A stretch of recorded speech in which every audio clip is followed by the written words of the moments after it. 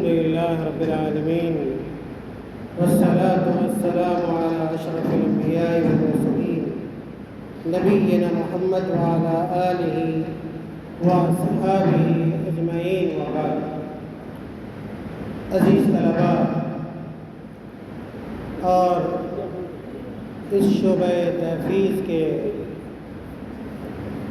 ہونہار بچوں، سب سے پہلے میں اللہ رب العالمین کا شکریہ ادا کرتا ہوں جس کی توفیق سے آج مجھے یہاں پہنچنے کی سعادت حاصل ہوئی، اور پھر میں شکر گزار ہوں دل کی گہرائی سے اس ادارے کے جملہ ذمہ داران کا، خاص طور سے یہاں کے مقامی ذمہ دار فضیلت الاخ الحافظ حسان حفظہ اللہ کا، جن کی دعوت پر ہم یہاں پہنچے ہیں، اور چونکہ وقت بڑا مختصر ہے، بہت دیر تک ہم آپ کے ساتھ نہیں رہ سکتے ہیں، لیکن اس مختصر وقت میں میں یہ چاہتا ہوں کہ اسلامی اخلاق اور آداب سے متعلق چھوٹی چھوٹی 2-3 حدیثیں میں آپ کے سامنے، اس لیے کہ طالب علم کے لیے جتنا ضروری پڑھنا ہے اتنا ہی ضروری، بلکہ اس سے زیادہ ضروری یہ ہے کہ وہ اچھے اخلاق اور آداب سے اپنے آپ کو آراستہ کرے، پیراستہ کرے، اور اسلامی طور طریقے کو سیکھے اور جانے. عزیز طلباء، سب سے پہلی حدیث اخلاق اور آداب سے متعلق میں جو رکھنا چاہ رہا ہوں، اللہ کے نبی صلی اللہ علیہ وسلم نے بیان فرمایا کہ الایمان بضع و70 او 60 شعبۃ. اللہ کے نبی صلی اللہ علیہ وسلم نے کہا کہ ایمان کی 70 یا 60 سے زیادہ شاخیں، ایمان کی 70 یا 60 سے زیادہ شاخیں ہیں. فَأَفْضَلُهَا قَوْلُ لَا إِلَهَ إِلَّا اللَّهِ. ایمان کی جو 70 سے زائد شاخیں ہیں اور شعبے ہیں، ان میں سے سب سے افضل بات، سب سے افضل ایمان کیا ہے؟ لا الہ الا اللہ. لا الہ الا اللہ. لا الہ الا کس کو کہتے ہیں؟ اس کا معنی کیا ہے؟ آپ کے اساتذہ نے ضرور کلاسوں میں بتایا ہوگا. لا الہ الا کہتے ہیں کہ اس بات کی ہم اور آپ گواہی دیں کہ اللہ کے علاوہ کوئی معبود حقیقی نہیں. اللہ کو چھوڑ کر ہم اور آپ کسی اور کی عبادت نہیں کر سکتے ہیں. اللہ تعالیٰ کو چھوڑ کر جو لوگ بھی جس کی بھی عبادت کر رہے ہیں وہ سب غلط ہے، وہ سب باطل ہے، وہ سب مردود ہے.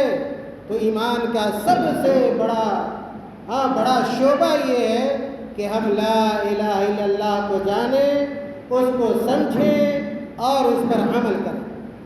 اللہ کے نبی صلی اللہ علیہ وسلم نے اس حدیث میں ایمان کے سب سے بڑے شعبے کو بیان کیا، اور اس کے بعد سب سے چھوٹے شعبے کو بیان کیا. سب سے ادنا درجہ، سب سے کمتر درجہ جو ایمان کا ہے وہ کیا ہے؟ اماطۃ الاذی عن الطریق، کہ راستے سے تکلیف دہ چیز کو ہٹانا. ہم اور آپ مدرسے آتے ہیں اپنے گھر سے، مدرسے سے اپنے گھر جاتے ہیں، کبھی بازار جاتے ہیں، کہیں اور جاتے ہیں. ہم اور آپ جب بھی اپنے گھر سے نکلے اور اگر راستے میں کہیں بھی کوئی تکلیف دہ چیز دیکھے، کوئی روڑا پڑا ہوا ہے، کوئی اینٹ پڑی ہوئی ہے، کوئی پتھر پڑا ہوا ہے، کوئی کانٹا پڑا ہوا ہے، کوئی درخت کی ٹہنی پڑی ہوئی ہے جس سے گزرنے والے کو اگر پریشانی ہو رہی ہے، تو ایمان کا تقاضا یہ ہے اگر ہم مومن اور مسلمان ہیں تو ہمیں رک کر اس تکلیف دہ چیز کو ہٹا دینا چاہیے. بہت سارے بچے ایسے نظر آتے ہیں کہ بجائے اس چیز کو ہٹانے کے راستے پہ تکلیف دہ چیز کو ڈال دیتے. نہیں، ایسا ہمیں کبھی نہیں کرنا چاہیے. ہر وہ چیز جس سے چلنے والے کو دشواری ہو، پریشانی ہو، اس کو ہمیں ہٹانے کی کوشش کرنی چاہیے. اور اس کے بعد اللہ کے نبی صلی اللہ علیہ وسلم اس حدیث کے اندر بیان فرمایا وَالْحَيَاءُ شُعْبَةٌ مِّنَ الْإِيمَانِ، کہ حیا یہ بھی کیا ہے؟ ایمان کا حصہ ہے. اگر کوئی ایسی چیز ہے جس سے اللہ تعالیٰ ناراض ہوتا ہے، ہمارے گھر والے اس سے اگر ناراض ہوتے ہیں اور لوگ اس کے کرنے پر ہمیں اگر لان تان کریں، برا سمجھیں، تو ہمیں اس کام کو نہیں کرنا چاہیے. اس کام مثال کے طور پہ کیا ہے؟ چوری ہے. چوری کو ہر آدمی غلط سمجھتا ہے. اگر آپ چوری کریں، چوری کرتے ہوئے پکڑے جائیں تو آپ کو کتنی شرم آئے گی؟ بہت زیادہ شرم آئے گی. اس لیے ایسے کاموں سے، غلط کاموں سے ہمیشہ آدمی کو شرم محسوس کرنا چاہیے. عزیز طلبہ، اس حدیث سے ہمیں 3 باتیں سمجھ میں آئیں. سب سے پہلی بات کیا سمجھ میں آئی؟ کہ ایمان کے بہت سارے شعبے ہیں. ہم لوگ مومن ہیں نا، مسلمان ہیں. ایمان کے بہت سارے درجات ہیں، بہت سارے شعبے ہیں. اور سب سے بڑا درجہ ایمان کا کیا ہے؟ لا الہ الا اللہ. اور سب سے ادنا جو درجہ ہے وہ کون سا درجہ ہے؟ کہ راستے سے تکلیف دہ چیز کو دور کرنا، ہٹانا. اور اسی طرح یہ بھی معلوم ہوا کہ حیا، شرم، یہ ایمان کا حصہ ہے. یہ پہلی حدیث ہے جو کہ صحیح مسلم کی ہے. ایک اور حدیث پڑھتا ہوں، سنیے.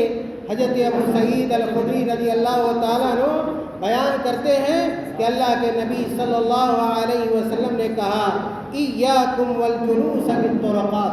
یہ اسلامی اخلاق ہے، اسلامی ادب ہے. اللہ کے نبی صلی اللہ علیہ وسلم ہمیں اسلامی طریقہ سکھا رہے ہیں. اللہ کے نبی کہتے ہیں ایاکم والجلوس بالطرقات. کہا کہ اللہ کے نبی کہتے ہیں کہ اے میری امت کے لوگوں، اے میری امت پر چلنے والے لوگوں، ایاکم والجلوس بالطرقات، کہ راستے میں بیٹھنے سے بچو. راستہ کس کام کے لیے ہوتا ہے؟ چلنے کے لیے ہوتا ہے. اگر ہم اور آپ راستے میں بیٹھ جائیں گے، لوگ کیسے چلیں گے؟ دیکھتے ہیں کہ بہت سارے بچے کیا ہیں، راستے پہ کھیلنا شروع کر دیتے ہیں. راستے پہ کھیلنا چاہیے؟ نہیں کھیلنا چاہیے. کیوں؟ اس لیے کہ اگر ہم اور آپ راستے پر کھیلیں گے، راستے پر بیٹھیں گے تو کیا ہوگا؟ گزرنے والے کو پریشانی ہوگی. اس لیے راستے پر نہ بیٹھنا چاہیے اور نہ راستے پر کھیلنا چاہیے اور نہ راستے پر آدمی کو گندگی پھیلانی چاہیے. اور اس کے بعد اللہ کے نبی صلی اللہ علیہ وسلم نے ایک حدیث کے اندر بیان فرمایا، کہا کہ اگر آدمی مجبور ہو، آدمی کے پاس کوئی جگہ نہیں ہے اگر بیٹھنے کی، اگر چاروں ناچار یا مجبور ہے بیٹھنے کے لیے، اگر کبھی کبھار ضرورت کے خاطر اگر بیٹھنا بھی پڑے تو آدمی کو ادھر ادھر تانگ جھانک نہیں کرنا چاہیے. بہت سارے بچے اسکول آتے ہیں، مدرسہ آتے ہیں، جب جاتے ہیں تو فلانا کے گھر میں جھانک رہے ہیں، فلانا کی کھڑکی سے تاک رہے ہیں. یہ سب اچھی عادت نہیں. ہمیں جب جانا چاہیے تو سیدھا راستہ پکڑ کے جانا چاہیے اور سیدھا راستہ پکڑ کر آنا چاہیے. بیچ میں کسی کے دروازے سے جھانکنا، کھڑکی سے جھانکنا، کسی کے گھر میں بلا اجازت کے چلے جانا، یہ اچھا طور طریقہ نہیں ہے. تو اللہ کے نبی صلی اللہ علیہ وسلم نے کہا غض البصر، کہ اگر راستے پر بیٹھنا ضروری ہو تو آپ نگاہ نیچی کر کے بیٹھے، اور اگر راستے پر کوئی تکلیف دہ چیز ہے تو اس کو ہٹا دیجئے. اگر کوئی آپ کو سلام کرتا ہے تو آپ اس کا جواب دیجئے. اگر کوئی آپ سے بڑا ہے، اگر کوئی مہمان آ رہا ہے آپ کے یہاں پہ، آپ کے گھر پہ مہمان آ رہا ہے، آپ کے مدرسے میں مہمان آ رہا ہے، آپ چھوٹے ہیں، تو آپ کو بڑھ کر کیا کرنا چاہیے؟ سلام کرنا چاہیے. السلام علیکم ورحمۃ اللہ وبرکاتہ. اور اسی طرح اگر کوئی آپ ایسا کام دیکھ رہے ہیں جو خراب ہے، جو برا کام ہے، گناہ کا کام ہے، اگر کوئی بچہ آپ کا ساتھی کیا کر رہا ہے؟ چوری کر رہا ہے، کسی کے سامان کو اس کے غائبانے میں نکال رہا ہے، تو آپ کو کیا کرنا چاہیے؟ اس کو منع کرنا چاہیے، اس کو روکنا چاہیے. کوئی آپ کا ساتھی ہے، اذان ہو گئی ہے اور وہ نماز پڑھنے نہیں جا رہا ہے، تو کیا کرنا چاہیے؟ اس کو کہنا چاہیے کہ بھائی کیا ہے، اذان ہو گئی ہے، چلو مسجد چلتے ہیں، وہاں نماز پڑھتے ہیں. یہ سب کیا ہے؟ ہمیں، اگر ہم مسلمان ہیں تو اچھے کاموں کا ہمیں حکم اپنے بھی لوگوں کو دینا چاہیے. اپنے دوستوں کو بھی، اپنے ساتھیوں کو بھی اور دوسرے لوگوں کو بھی اگر کوئی گناہ کا کام ہو رہا ہے، میں نے کہا ہے اس گناہ کے کام سے منع کیجئے، روکیے اور اچھے کاموں کا حکم دیجئے۔